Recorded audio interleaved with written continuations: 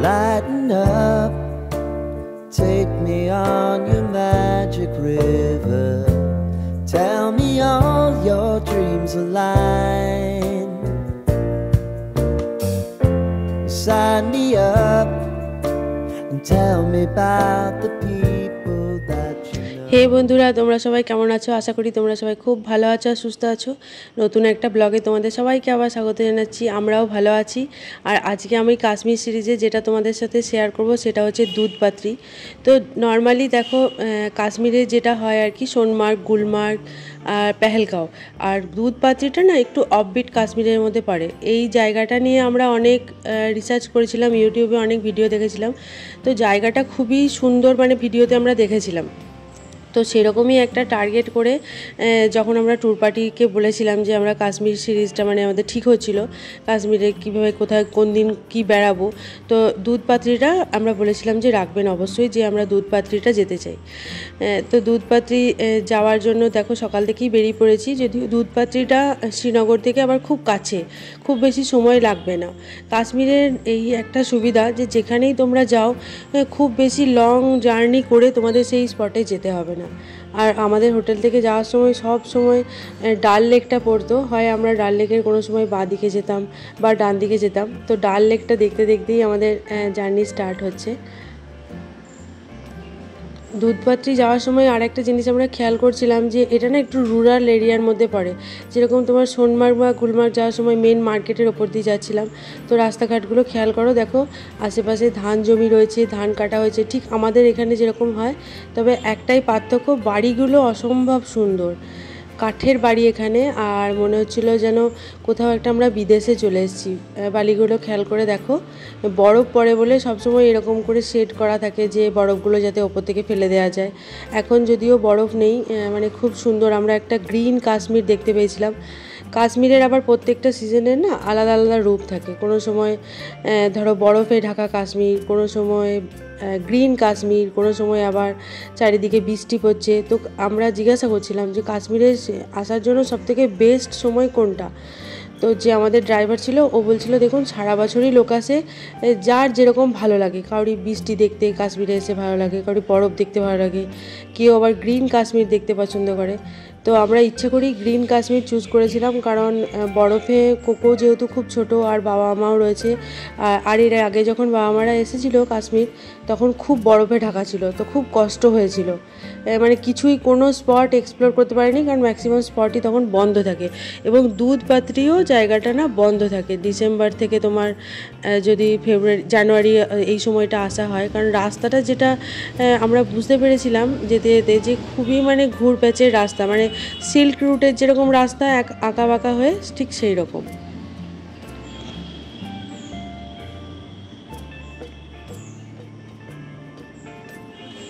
আর চারিদিকে শুধু দেখো গ্রিন আর গ্রিন। আর এই গাছগুলো না আবার অন্যরকম একটু গাছ। এই দুধপাত্রির দিকে এসে আমাদের মনে হয়েছিল আমরা যে সোনমার্গ গেছি বা জম্মু থেকে যে এসেছি, এই জায়গার আবার গাছগুলো সম্পূর্ণ আলাদা হয়ে গেছিলো। আর চারিদিকে ধান জমি দেখে না আমার সত্যি কথা বলতে গলসির কথা খুব মনে পড়ে যাচ্ছিল। যারা মানে দেশের বাড়ি আছে বা গ্রাম রিলেটেড কোনো রিলেশন আছে, তারা এই জিনিসটা আমার সঙ্গে রিলেট করতে পারবে যে ধান পাকার সময় এরকম গেলে। তো এগুলো সব ধানগুলো আমি কোকোর বাবাকে বলছিলাম যে দেখো। আর কাশ্মীরে এবারে আমাদের একটা বাড়তি পাওনা ছিল, সেটা কি বলতো, কাশ্মীর সম্বন্ধে প্রথমেই আমাদের যেটা আসে কাশ্মীরের আপেল। তো যেতে যেতে না এরকম কাশ্মীরে আপেলের বাগান পড়ছিল। তো আমাদের যে ড্রাইভার দাদা ছিল উনি বলছিলেন যে চলুন এরপরে যে আপেলের বাগান পড়বে সেখানে আমি আপনাদেরকে নিয়ে যাব। তো আমরা তো মানে দেখে কি বলবো, মানে অবাক হয়ে গেছি যে আপেল এইভাবে ধরে আছে গাছে। আর ও আমাদেরকে যেটা বললো যে আপেল যদি এইভাবে ধরে থাকে মানে ওরা সমস্ত ভালো ভালো আপেল তুলে নিয়েছে। এইগুলো রাখা হয়েছে যারা ট্যুরিস্ট আছে তারা দেখার জন্য, বা কেউ যদি নেয়। মানে আমাদের এখানে হয় না, মানে আমরা ধরো গাছে আম হয়েছে, আম নিতে নিতে তুমি মানে আর নিতে আর ইচ্ছা করছে না, কিছু আম তুমি রেখে দিলে, যেটা আমাদের বাড়িতে হয় যে হ্যাঁ আমরা পাখিতে খাওয়ার জন্য কিছু রেখে দিই, সেই রকমই অবস্থা। আর এই জায়গাটায় নেমে প্রথমে বাবাকে এখানে এলো, তারপরে মেয়েকে নিচ্ছি দেখো। আর আমি প্রথমে এসেছি, তো ওই দাদা বলছিল যে আমরা বলছিলাম যে না এরকম করে আপেল আপেল হয়তো ছেঁড়া যাবে না, কিন্তু ও আমাদের টুকটাক আপেল ছিঁড়ে দিচ্ছিল। আর এত ভালো খেতে আপেলগুলো, মানে এখানকার আপেলের সঙ্গে ওখানের আপেলের কোনো তুলনাই হয় না। একদম গাছ থেকে তুলে ফল। দেখো কোকো এখানে ভয় পেয়ে গেছে, চোখের সামনে এরকম আপেল দেখে ও কি করবে বুঝতে পারছে না। আর নিচেটাতে পুরো আপেলে ভর্তি ছিল। এই যে আমাদেরকে একটা একটা করে আপেল ছিঁড়ে দিয়েছে। যে ড্রাইভার দাদা ছিল বললো আপনারা খান এবং দেখুন যে কীরকম খেতে এখানের আপেল। তো আপেলটা খাচ্ছিলাম আর ভাবছিলাম আপেলটা যেন শেষ না হয়ে যায়, মানে শেষ হয়ে গেলে আমাদের মন খারাপ হয়ে যাচ্ছিল। যাই হোক, উনি আমাদের বললেন যে আপনারা যখন পেহেলগাঁও যাবেন তখন পেহেলগাঁও যাওয়ার আগে আবার অ্যাপেল ভ্যালি বলে একটা ভ্যালি পড়ে, মানে সেখানে গাছগুলোতে শুধু আপেল চাষ হয় চারিদিকে, মানে বাড়িতে সবাই ফার্ম করে করে আপেল চাষ করে। এমনিও আমরা শ্রীনগর থেকে আসার সময় দেখছিলাম যে সবার বাড়িতে বাড়িতে, আমাদের এখানে বাড়িতে যেরকম আম গাছ বসানো থাকে, কুল গাছ বসানো থাকে, সেই রকম না ওদের আপেল গাছ বসানো আছে এবং গাছগুলোতে ভর্তি আপেল, মানে ওরা ইচ্ছা করে তোলেনি। মানে ভালো লাগে না, বাড়িতে দেখবে গাছে যদি ফল হয়ে থাকে সেই ফলটা তুলতে ইচ্ছে করে না, যে যতদিন আছে থাক, বেশ ভালো লাগে দেখতে।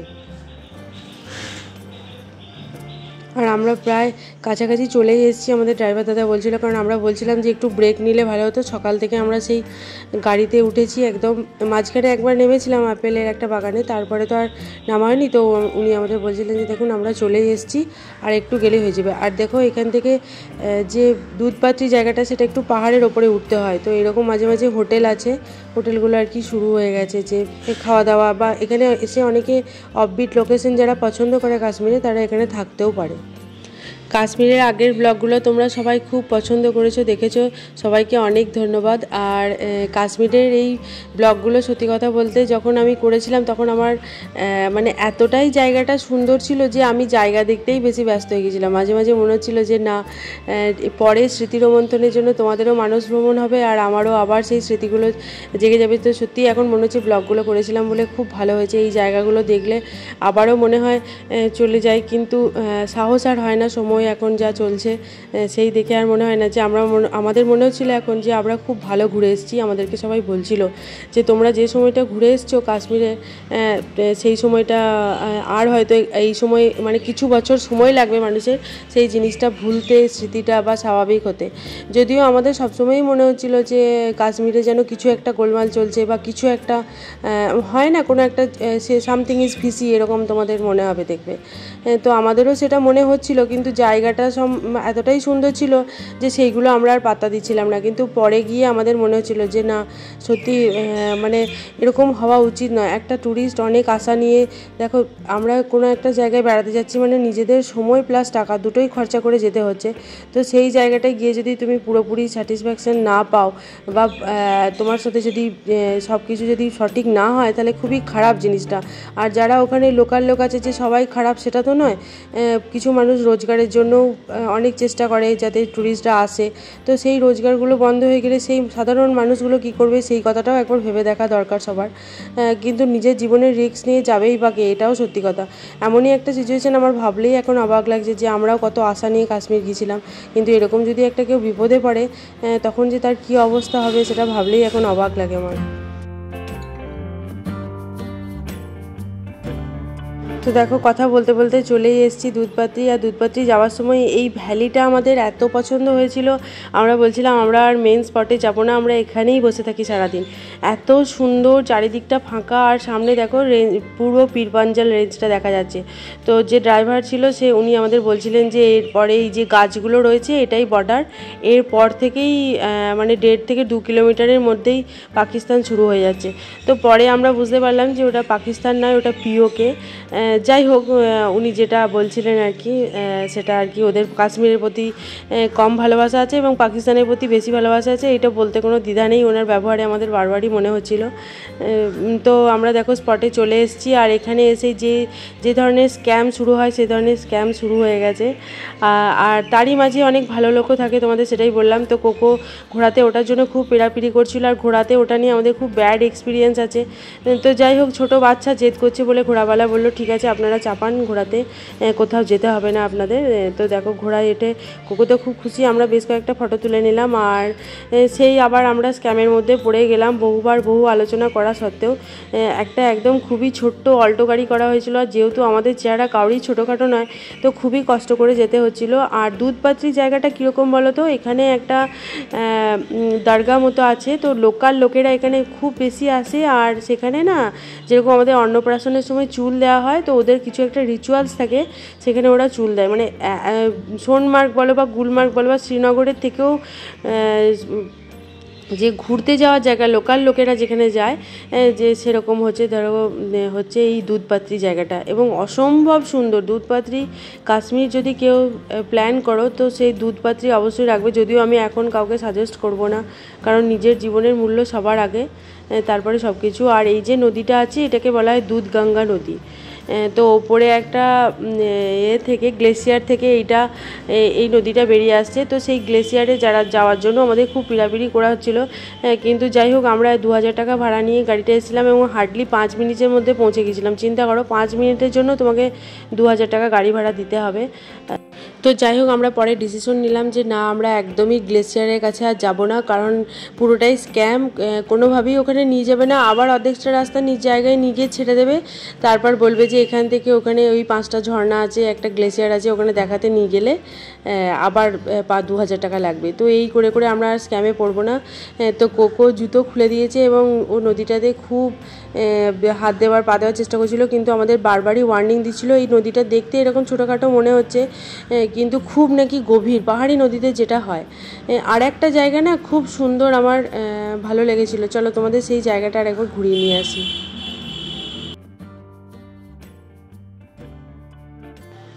তো এই হচ্ছে সেই জায়গাটা। যাওয়ার সময় তোমাদের বলছিলাম না, এই ভ্যালিটা আমাদের এত পছন্দ হয়েছে, মানে যতই আমরা ভেতরে গিয়ে দেখলাম, আমাদের কিছুতেই যেন মনটা মানছে না, শুধু মনে হচ্ছে এই ভ্যালিটাতে চলে যাই। এত সুন্দর গ্রিন ভ্যালি, মানে পুরো। তো বাবা মা সুইজারল্যান্ডও ঘুরেছে, বাবা মা বলছিল সুইজারল্যান্ডের থেকেও এই ভ্যালিটা আরও অনেক সুন্দর। আর এরকম দেখো ভেড়াগুলো চড়ে বেড়াচ্ছিল ওরা। বাবা দেখো কত দূরে, মানে আমি কত দূরে আছি ভ্যালিটার বুঝতে পারবে, মানে কাছে হয়তো মনে হচ্ছে, আর পাহাড়গুলো আবছা হয়ে গেছে চারিদিকে। তো আর একটা আমাদের এখানে না কাশ্মীরে আমি খেয়াল করছিলাম যে প্রচুর বাঙালি আসে, বাঙালি যদিও খুব ঘুরতে যেতে পছন্দ করে, তো বাঙালি আছে। আরেকটা বাঙালি ফ্যামিলির সঙ্গে আলাপ হলো, তারা একটা অন্য ট্যুর পার্টির সাথে গেছিলো। আর কোকো এখানে এসে আবার যথারীতি ঘোড়ার ওপর চাপবেই, তো বাবা ওকে ছাড়েনি, বাবা একদম পুরো ওই পার অবধি, মানে ভ্যালিটা যতদূর তুমি দেখতে পাচ্ছ গাছের শুরু, ওখান অবধি নিয়ে গিয়েছিলো। তো এখন তো বুঝতে পারছি যে কতটা আনসেফ এরকম করে একদম বর্ডার এরিয়ায় কাছে যাওয়া। যদিও জানি না এই জায়গাগুলো ছবির মতো সুন্দর, মানুষ কী করে এতটা নিষ্ঠুর হতে পারে, এরকম ধরনের কার্যকলাপ করে।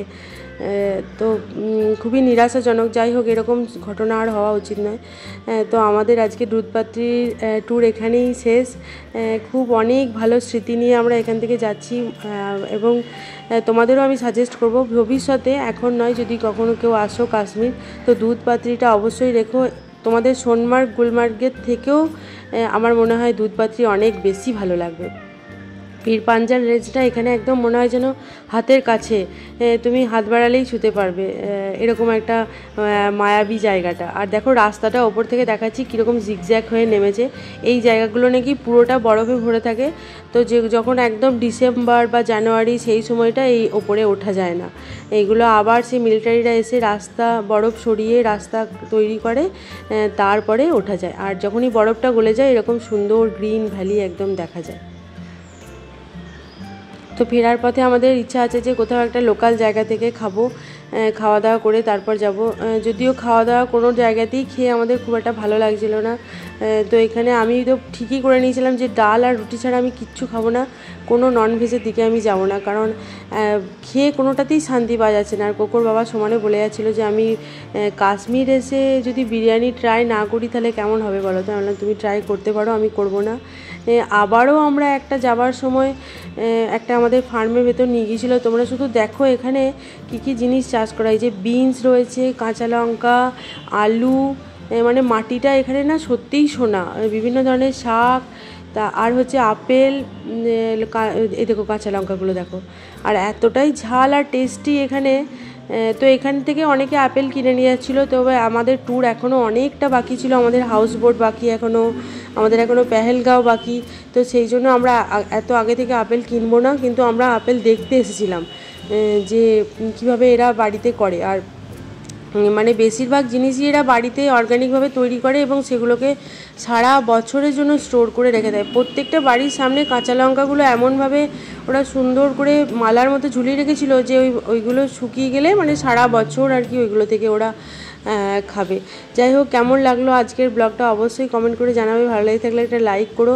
দেখা হচ্ছে খুব তাড়াতাড়ি কাশ্মীর সিরিজে আর একটা নতুন ব্লগ নিয়ে। টাটা।